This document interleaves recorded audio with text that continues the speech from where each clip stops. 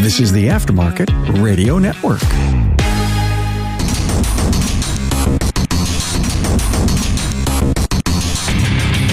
Welcome, everyone, to yet another episode of Diagnosing the Aftermarket A to Z. I'm Matt Fonslow, and today's episode, I'm lucky enough to have tracked down and found Lester Kovacs of Dorman Products. He's in product development. So welcome to the podcast. Lester, thank you so much. Thanks for having me. I figured at this point in time during the NAPA Expo, you must have run out of candidates, and I was the last person left. I wasn't going to say anything, but now that you've brought it up. After a whole lot of no's, Carm and I were walking by your booth, and he saw you there. We walked in there. You're kind of showing us around, and kind of that 3D imaging tool that you were showing off was one of the ways to develop new products. I mean, cool.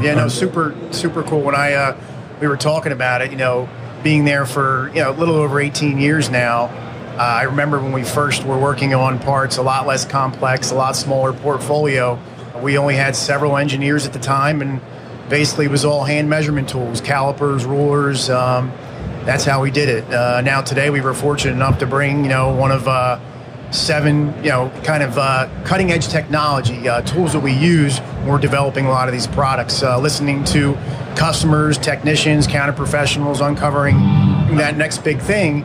And then as part of the process, since a lot of these items are exclusive to, we have to invest in the tooling and development. So as a baseline, what we're trying to illustrate there is it's really important for us to get all those critical dimensions right, the materials, so those tools really help us do that quickly and efficiently. And as you saw there, that within minutes you can scan in a high-res image of that. We had over there the famous Chrysler oil filler adapter housing. We were able to scan that in about 6 minutes, send it over to our 3D prototype team. Then the next day have a printed model that we can work with a contract manufacturer. We invest in the tooling. We own all that, and then we can bring that part to the aftermarket, and then also make sure that it meets all of our specifications. And if you haven't noticed, Lester is so high up there, Dorman provides him its own background music. We're at the NAPA Expo 2022, and they are doing some sound checks, it sounds like, for the concert tonight. Huge concert tonight. Goo Goo Dolls. And also Keith Urban, I believe, as well. It's going to be a really big deal. I was a little bit amazed at the fact they're going to leave the booths open, so that'll be interesting once the concert starts and we're talking to some customers. But it'll be interesting. Yeah, or we're sitting in the booths listening to the concert. There you go, singing along. Oh man, how many products do you guys really have? Because, like you said, years ago it probably wasn't so expansive, but now, just walking through the booth, pretty good sized booth. But the product range is fairly immense, and that's just, I think, a small sample. It's really been a great ride. Being asset light, we have a lot of great competitors, but our niche is really coming out with anything and everything for the vehicle where we can improve upon something or come out with something that was captive. So today we have close to 200 different categories, roughly about 85 to 90,000 unique SKUs. That's insane. That's crazy. And then not just products like parts to replace, you guys got some service tools. We do. Yeah, so the focus there is the same. There's a lot of great tool companies already out there, so we don't want to copy anything they're doing, but there's certain niches that they either haven't reacted, or in most cases maybe it's just more of a niche, like the one that I think you're referring to is we have the tool that allows you to refill the nitrogen on late model Jeep Grand Cherokee and Dodge Ram. Going back to the dealer, it's very expensive. We were able to offer that at a fraction of the cost. So yes, we do focus on that area where it makes sense, where it's going to help sell the parts that we're making. Yeah, and you guys have been very open lately about the way, I think mainly technicians or shop personnel can reach out to you about like product ideas. We could really use this in the aftermarket. Either it's no longer available OE or difficult to get our hands on. Maybe they call with expense, but I think it's more so the ability to get their hands on it. That's right. It's really, I'm in a unique role, so even though it's product development, the group I work with, we don't develop the products. We're essentially developing the relationships to keep that funnel of new ideas coming in. So someone comes across something, whether it's a vehicle right out of warranty, Matt, or something where that owner just wants to take their car to their independent service center. And like perfect example, active grill shutters, 15, 13 years ago even, they were very nascent, if at all. But all of a sudden, technicians are starting to see them, and they started failing. So yes, that's really what drives a lot of our ideation, having that relationship at the technician and even counter professionals. I mean, some of these counter professionals, all of them they're amazing for what they do for the industry, but they don't want to say no to the customer, so they're going back to the dealer, buying out products. So figuring out and developing relationships on that end is equally as important to understand what those items are. Yeah, I know, just submitting stuff, nothing big, but clips. A lot of times run into clips that would be really nice to have. Retainer clips for door handle cables, stuff like that. They break. The only way you can buy a new one is to buy the whole handle. Little stuff like that comes in really handy. Yep. Of course, just various door clips and interior clips like that. Another interesting one was when doing a repair, say on like an intake manifold, you would buy the gaskets. Some bolts on some car lines, the bolts are single use. Yep. And if you were going through the OE or dealer, you're buying that stuff one piece at a time, itemized. Maybe even leaning on the parts counterman or parts manager to kind of know. And if they don't, you're in a little bit of trouble. And Dorman does a little bit to help us out. Yeah, we definitely do. And then the other one we were showing there is like on the Ford Transits. A lot of those, when you're servicing, was first the rear brakes, that styler setup, you have to pull the actual hub assembly off, of course the caliper and everything else. But what Ford did is it's all one-time use bolts. So to your point, or in this case, you're going to the aftermarket, you're buying the friction, the caliper, or whatever it might be, and then only realize that the All Data Mitchell or whatever you're using recommends servicing that. So you're going to need to replace it, and then each is an individual SKU. And again, not knowing when you call the dealer up or what all you're doing, they're not going to always know everything to sell you. So we do try to keep that mindset, and that goes hand in hand with the relationship with the tech. Because quite frankly, we don't know. We rely on them, and one of the big questions we ask afterwards is, what can we do better? What else should be included with the kit? And then just to spin off of that, on the other side of that, there's also opportunities where I'll get phone calls. Hey, Lester, not only is this part captive from the dealer, but 90% of the time, just this component fails, and it's serviceable, but the dealer doesn't sell it separately. Yeah. So that's also a big where it's both add a lot of value, right? When you're doing that bigger job, you don't want to have to worry about the hardware or the seals, but on the other side of that, it's tough to explain to sometimes, or Mr. or Mrs. Jones, that, hey, you know what, while only this bushing or this small little serviceable part failed, I have to buy the $600 component from the dealer. That's a really good point. Yeah, and run into that fairly often. I mean, we've been kind of warned, I think, for quite a few years that the manufacturers seemingly want to go more and more modular, like more and more modular replacements. The big example was always you weren't going to replace a fuel pump anymore. You were going to replace a fuel tank. I don't know that that hasn't happened just yet. But other areas of the car, it's getting to be that way. Oh, yeah. And look, I truly don't think there's there's nothing nefarious going on. They're not doing it on purpose. It's all around lean manufacturing, developing the product. Like example, I believe it was one of the Euros, BMW or Mercedes. We're right now in the middle of developing more and more DEF components. And most of the pumps are separate and the heating elements, but BMW, I believe, only sells it with the whole tank, making it a much more costly repair. So it's, to your point, it is kind of going that way in different areas where it's more modular. So I suppose there's like an elephant in the room to talk about. I was waiting for it. I mean, it's hard to ignore, right? There's a stigma, or I don't know, do you dare say a reputation that's out there where there's a lot of techs in the bays and maybe even some shops in general that have some hesitancy with using Dorman products. And I won't lie, it's not like I've not had an issue with a Dorman product, but I'm not going to lie, I've had issues with OE parts and other, parts that aren't Dorman by other remanufacturers. So you guys seem to catch a lot of flack.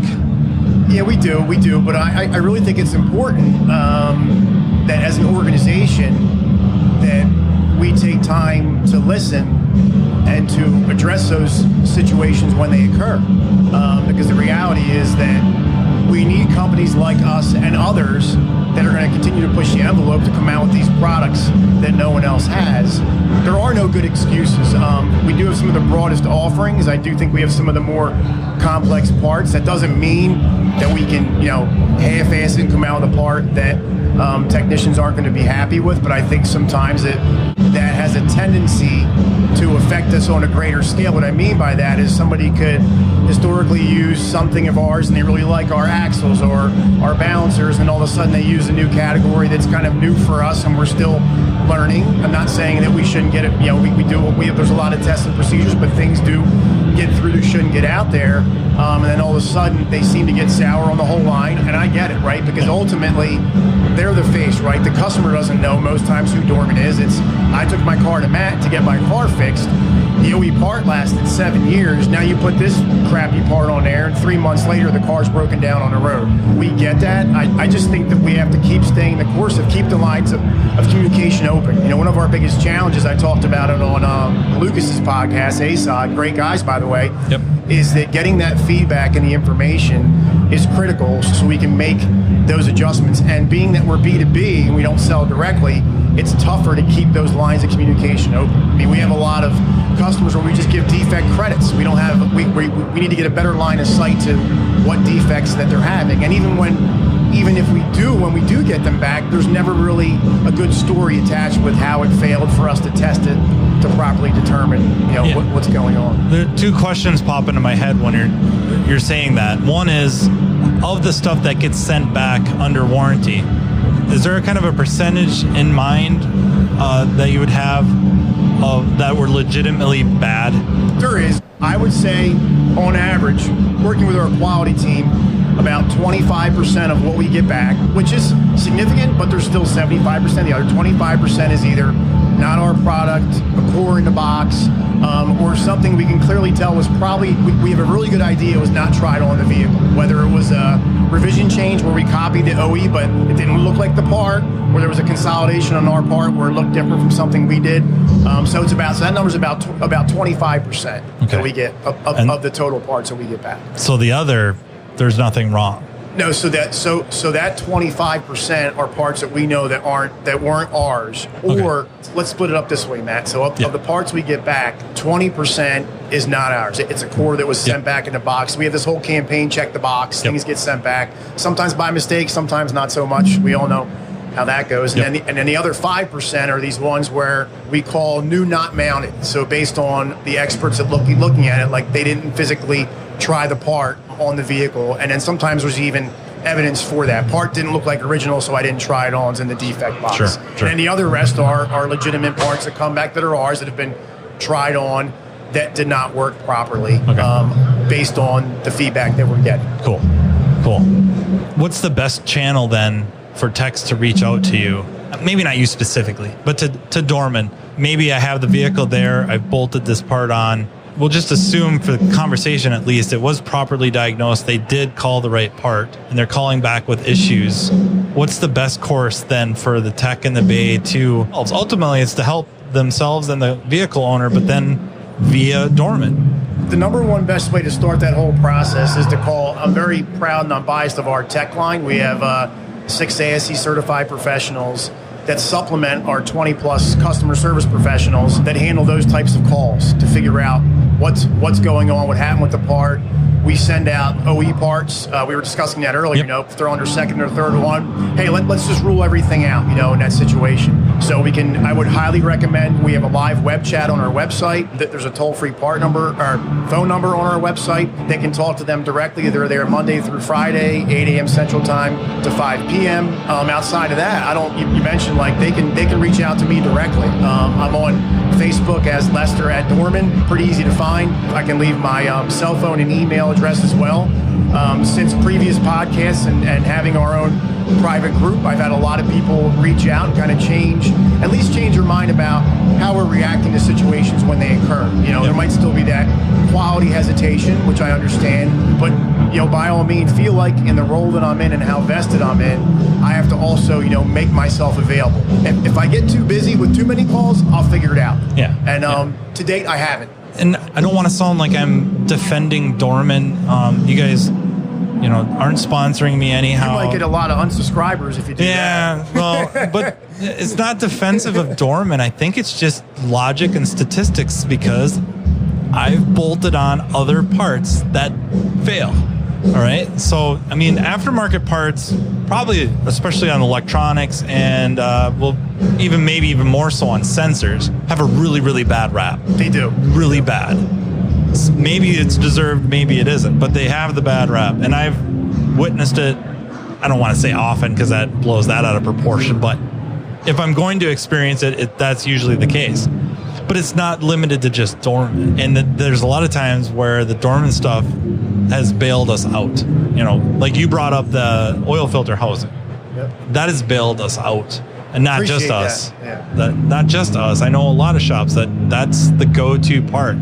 That's what I live for every day. And it's, you know, people ask me at Dorman what I want to do in my career, or even other, you know, just competitors where I've been in kind of the similar role for a long time. And I just love what I do because you get a chance to come out with a part that is in need for the aftermarket, and then you have the ability to capitalize on making it better, addressing issues, and really just, you know, helping people. Yep. Yeah. I mean, I would think we're on a pretty darn good run with the window regulators with the motors. I mean, I honestly can't think of one that we've had issues with. There's other lines that we have, but I mean, now Dorman's kind of crawled into being like, you know, the one to go to. Just to kind of share a story with you, and I'm not saying this that everyone has misconceptions, because they're not. You know, we've had some challenges, but I can tell you when I'm out on the road with one of our customers, one of our channel partners, and we go visit shops, there's a good possibility over 2 or 3 days I'm going to run into somebody, and I even invited, say, hey, do you have anyone that doesn't like Dorman? And the sales guy looks at me like, are you crazy? I was like, no, I want to really meet this person, figure out what's going on, what we can do better. And I can tell you, I have a pretty decent success rate. I'd say half the time I can kind of get them to at least try the part again. Because what I've seen is there's a lot of folks out there that stopped using our products. Like window regs was a big miss on our part. We didn't have any of the capabilities we have now. We copied a lot of failures into our parts. The quality control wasn't the same. So there was a lot of bad taste in people's mouths. But I think when they understood what Dorman was trying to do, and I would send them, I say, you know what, next time you have to work on a regulator and you need some time, let me send one out to you. I'll pay you the labor to put it in just based on what happened in the past and give me some feedback. And been able to kind of win those people over, where even to today, they're calling me all the time for new ideas. And every once in a while, they'll have a quality control issue, but they use our parts a lot. There's quite a few individuals that are really like, wow, you know, it's not perfect, but, you know, a lot of the stuff does actually work and they're happy with it. So that makes me, you know, feel good. And I don't care how mad or upset somebody is, because they should be. I'm willing to work with them to see how we can figure out their problem. If they want to use our parts again in the future, great. If not, that's not a problem either. But at the end of the day, I want to know so that we don't keep selling a part that isn't going to work. Yeah, right. I mean, that's probably the only way is changing that reputation around is, one, getting them to try to use parts again, and continuously just providing good parts. Like when the stuff starts succeeding, you build that reputation back where somebody can't think back to the last time they had an issue, and now, you know, when they're flipping through their catalogs and they're scrolling through and it's, you know, whatever line, Dorman, and there's one in the store, they're not really hesitating anymore. You know, where maybe a while ago, kind of hesitate, like, let me check some more lines here. How long is that one? That's a couple days out. You think they'll wait? I don't know. Okay, we'll put the Dorman one in and cross our fingers. And then, you know, over time, if that changes where it's a trusted brand, it can't help but, you know, permeate the profession. It just can't. Yeah. It's no secret we're facing a technician shortage. NAPA Auto Care has a solution with the NAPA Auto Care Apprentice Program. The program was engineered by one of our own. Pete McNeil and Master Technician Jake Sorensen of McNeil's Auto Care in Sandy, Utah realized that the problem of not having technicians available for hire was not going to solve itself, and decided to take action and look at a different audience of individuals available for hire. A focus was put on younger individuals with the right passion, desire, and attitude to work in the automotive repair industry. Jake and Pete sought these individuals and developed a technician apprentice program to give them the training needed to become a successful technician in today's world. The NAPA Auto Care Apprentice Program includes a comprehensive 9-stage curriculum that includes a variety of types of training, classroom training videos, Exclusive to the apprentice program, these videos provide an in-depth training from a successful master technician. AutoTech classes, instructor-led courses offered through NAPA AutoTech. AutoTech e-learning, web-based e-learnings designed to target specific training topics. Hands-on learning. The apprentice will apply the skills gained from the classroom training videos, AutoTech instructor-led training, and AutoTech e-learnings in the shop with the guidance of a mentor. The apprentice program curriculum is competency-based, meaning an apprentice can move through each stage at a pace that best suits them. Most apprentices complete the program within 2 years. Upon completion, apprentices will have earned ASE G1, A4, A5, and AC certifications, adding industry validation to the skills an apprentice acquires. Grow your bottom line. Having an apprentice in your shop will ultimately benefit your bottom line as they advance through the program. In most cases, as the apprentice develops their skill set producing billable hours, you will begin to see a growth in your gross profit by stage 5. Keep your apprentice motivated with an apprentice toolkit. One of the largest entry barriers for individuals looking to enter the automotive repair industry is the cost of tools. NAPA AutoCare has worked with our supplying partners to offer an exclusive, comprehensive tool set, including a 4-drawer tool cart for all registered apprentices. To learn more, members can visit member.napaautocare.com. And you brought up something else I wanted to ask. What's the best way for really anyone, but I think you're probably thinking techs or end users, to submit ideas to you or to Dorman? I would say the same way with the Lester at Dorman handle or reaching out directly to me, and then also on our website the same way we have our live web chat, the one for the tech line, the 1-800 number atop the cross banner is also submit your new idea. So I like to develop relationships with everybody because it's great to get one new idea. I'd rather have that relationship with the person that they continue to call on us. So selfishly, I'd rather have them reach out to myself directly, but there's an easy way on the website to do it as well. One idea is an app, a phone app that they could maybe punch the VIN in, maybe describe it, take some photos of it, and submit that way. I don't know, maybe you'd have more submissions than you'd know what to do with.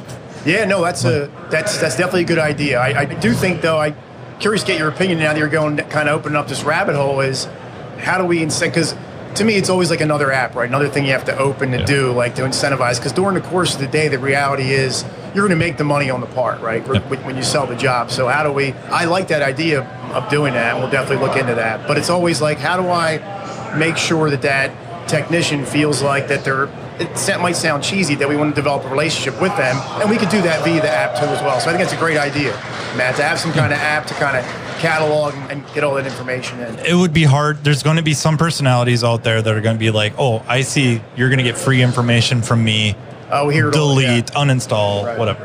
And then there's going to be others, and I think I would fall into that category is not so much trying to help Dorman. I'm doing this very selfishly. I want Dorman to help me. They can't help me if they don't know what I want. So this is the way. This clip, I can't find it, or I got to buy this assembly, or they're just back ordered into infinity. If I can come up with a part number, the OE part number, or even another aftermarket part number, a photo, build the VIN in, tell you what it is, and then months or however long later it's available, that helps me do my job better. And who knows what it might be? It might be screws or bolts or clips or sensors or actual modules. We were talking about a few different things, wire harnesses. And that's the mindset of our, what we call our informal advisory council, the people that we align with the most, right? The people that want to do that. There's a base out there, this demographic, that not that they don't care, they do. It's just everything's moving so fast, your business is another thing that you have to do. But that's really what you described as kind of the perfect profile, that person that really looks at it and says, hey, we're just going to help the industry. It's going to help have better solutions for the customer. And I'd even like to see, kind of building your idea with the app, have a spot there to submit a quality issue too. Yep. Because like I said, we don't hear a lot of that back. So yeah, even if it's just a photo of it doesn't look the same. It does, it bolts in, it seems like it fits, and it's working, but just to send it back as a concern, and then maybe as they used to put in the little piece of paper sometimes, like, this may not look like... Yeah, the thing you always throw away? Yep. Yeah, right. No, you're right. It's wad up and throw away. Yeah, we always tease about that because we put it in there, and then literally on the defect card it says, did not look like it, and there's a big ass poster we have taped on top of the intake. This will not look like the LS53 because we've consolidated it, but it's going to perform the same way, if not better. No, you're consolidated, or what was it? The three. It's going back a little bit. Sorry, it's the only example that's jumped into my head. But the 3.8 liter, you might have to give me a minute or to think of the actual VIN code. But GM 3800 plastic intake would warp from the EGR. Yep. And would leak coolant into the engine and into the oil, right? Into the oil. But the Dorman kind of revised it to help prevent that issue. Correct. And so that would be an example of like, no, this doesn't really look like what you're replacing because we're fixing issues. Right. We're making this better. I mean, that was the fix. If you put an OE one on there, it might last a couple of years and it was warping again. Offhand, I don't remember having to do a 3800 intake again after putting the Dorman one in. It's not like a commercial that you guys had the piece. I think you had to pound in that tube, the EGR tube, metal tube. Yep. Yeah, or a lot of the plastic, we'll call it plastic, parts that fail, you guys would come out with a version that was metal that held up. I mean, it's easy to focus on the negatives, and that would be really easy to do in here, right? I could get rolling on the pain, heartburn, but there's a lot of success stuff where, no, this was better than OE. And that, I don't know, that gets forgotten a little too often. Yeah. And then meeting people like yourself at trade shows like this, expos like this, to be able to talk to you and realize, hey, there's real people here working that do really care about the client, me, other clients, the issues, the reputation, and what to do to make it better, and giving us avenues to do that. That's really important. And yet another reason to network, not just with fellow technicians, fellow shop owners, but also vendors at these expos and events. You better be careful, Matt. They're going to think you're on the Dorman payrolls. Yeah, I'm trying. No. No. I try to tell it like it is, the way I see it. I really do. And sometimes, it comes off maybe a little too commercially, but I think I can just as easily run stuff into the ground, but I don't really see the point in that here either.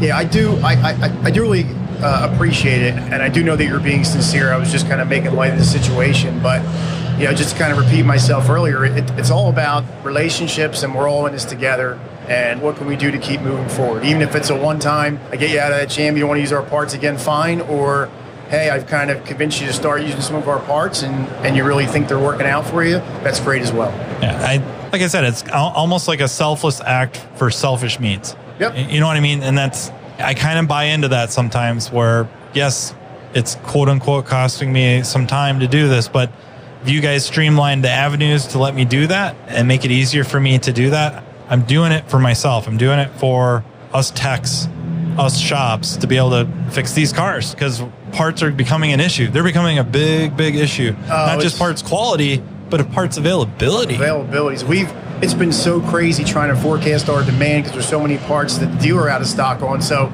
it's funny you joke around. We were joking around about it. There's certain people I've developed relationships over the year, but they've made it clear to me they won't use Dorman. But now they're like, I had to use your part because the dealer was on a 3-month back order. So it's kind of like, it's one of those things. But you're right. It's just, and then on our end of it, we don't anticipate that demand from people that typically won't buy our parts. It's been a challenge for us to figure that out. And then it's not permanent demand, right? Because the dealer's going to figure it out as the supply chain kind of gets better and better as days go on. So that dynamic's really been a challenge for us. Well, the parts availability issue is so vast that I'm positive I've seen multiple posts on Facebook where somebody's ordered a part from the dealer. It shows up on the invoice as the OE number, and it's a Dorman box. So that's the reality. And that's not a knock on Dorman, because clearly it's working, right? The dealer's probably been using it. Wow. I really, really appreciate your time, sir. Appreciate you having me. We're all in this together. Yeah, I hope to have you again on soon. Maybe less background music. Maybe your people could turn that down a little bit. It's kind of like... I'll have to ask him for next time. It's kind of like watching what I'm Gonna Get You Sucker, and you got your own band behind you, or Shaft. You got your own music. So what are we going to call the app? The app that we should develop. What should we call it? I mean, Matt should be in there somewhere. All right, noted. Got it. No, I don't know. I think, like something to do with ideas and quality. I suppose it could just be the Dorman app, but yeah, I'll have to think about that one. Yeah, just to differentiate it from like an application lookup type thing. It would be, I like where you're going with it. I think for a while we had something on the site that kind of worked, and I never really, and we played around with a true Dorman mobile app that had an ideation / actually we never really had a quality control component, only because we don't sell B2C. But I think, it would go hand in hand with what we're trying to do. So I really like that idea. Yeah. I'm going to give you credit for that one. I'll have Matt somewhere down below. Inspired by. Yeah, but they could VIN scan it, or like I said, I think that would streamline that process. Got a concern, easy way to document it, send it to you guys. You can see it, and then communication-wise, then they can message you or, of course, call you and, all right, can you send that to us? Here's a shipping label. Here's whatever. That would be awesome. So switching gears a little bit, I don't know how much time we have left. I saw Carm out there pacing, he doesn't like it when I just steal the booth from him. Yeah, what's keeping you up at night from a technician standpoint? What are your biggest challenges? Just other than finding technicians. Yeah. Right now, I would just say, God, that's a really good question. I would say finding parts, and then say there's like a module that I need. It's not available new anymore, or it's extremely cost prohibitive that I have to find a used one, and there's a lot of stuff I have to do to try to get a used module to work on the car it did come with. E-prom? It's becoming a thing. I don't want to mislead anyone to think I'm doing it every day, but certainly more this year than last year. And I bet you it's just going to get more and more and more. Do you see it as far as just the number of, we always look at it at Dorman. You look at a 2007 Acadia, for example. I think it had 80 or 90 total sensors and modules, and now today that's doubled or tripled. From that standpoint, from what does it take now to be able to diagnose vehicles and to also recalibrate them, get the information that you need from the original equipment manufacturer? It's a catch-22. Some of the stuff, the technology makes it so much easier. Gotcha. So much easier. But other stuff, it gets so much harder. Parasitic drains, when you have a module that doesn't go to sleep, can be a freaking nightmare. Because is it the module doesn't shut down on its own, or something keeping it awake? And is something that is keeping it awake directly connected to it, or not directly connected to it? There's something else keeping it awake. And there you sit trying to, it doesn't happen a lot, but sometimes you're sitting there, you've got two components you're looking at, they're about the same price, and you're not sure which one it is, and it's almost like flip a coin.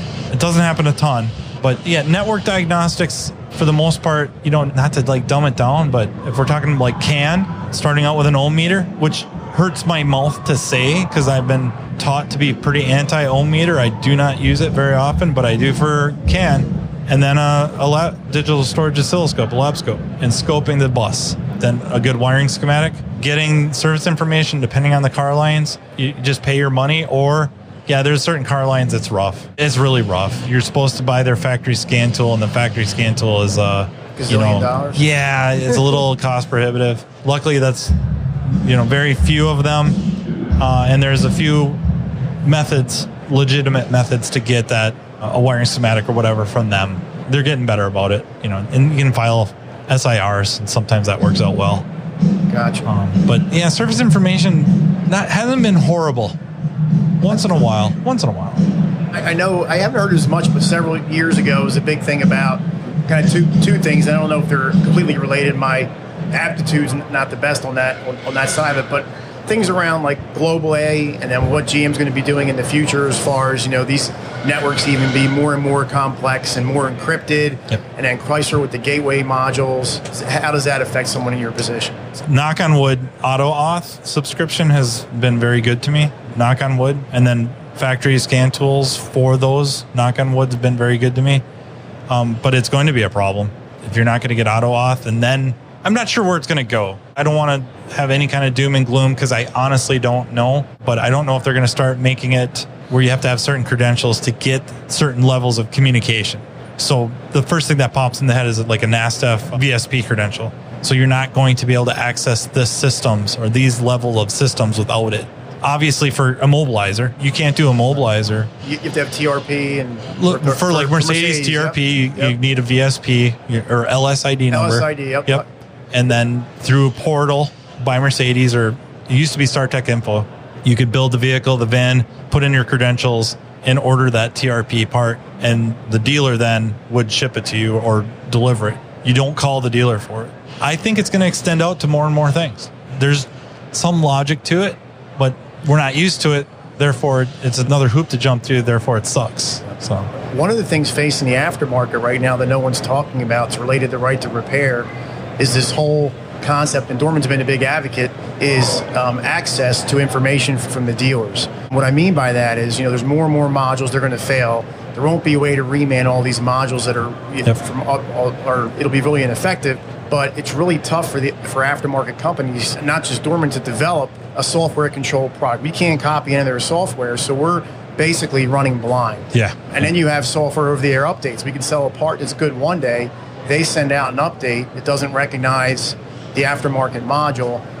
So we're really trying to work with the trade associations and our customers to add that to right to repair. Getting at least access to that, the features and functions of these modules, latent features, things that happen on that vehicle's network that module's part of, to understand. We do a good job with data logging, but it's not perfect. Does it help for us on our end to reach out to representatives about Right to Repair Act and bring that up? Absolutely. So first and foremost, everybody should be on right to repair in general. That's evolved from parts and tools to your car, your data. And the next evolution really is, being locked out from everybody that's in this space that's trying to develop those components, getting that information. Yeah. So yes, it would be a huge help for everyone in the aftermarket. That's something I could very much get behind. Thank you again, sir. Thank you so much for stopping by, checking out of the booth. You're by far the most popular guy over there. But hear that pen writing that check. No, thank you again, sir. Thanks for having me. Thank you, everyone, for listening. It's Matt, diagnosing the aftermarket A to Z with the Aftermarket Radio Network. Thank you, NAPA, for sponsoring, and we'll talk to you later. You've been listening to Matt Fonslow, diagnosing the aftermarket A to Z on the Aftermarket Radio Network. Follow Matt on your favorite listening app. He's very interested in what you have to say. Let him know what you'd like him to cover and come on the show.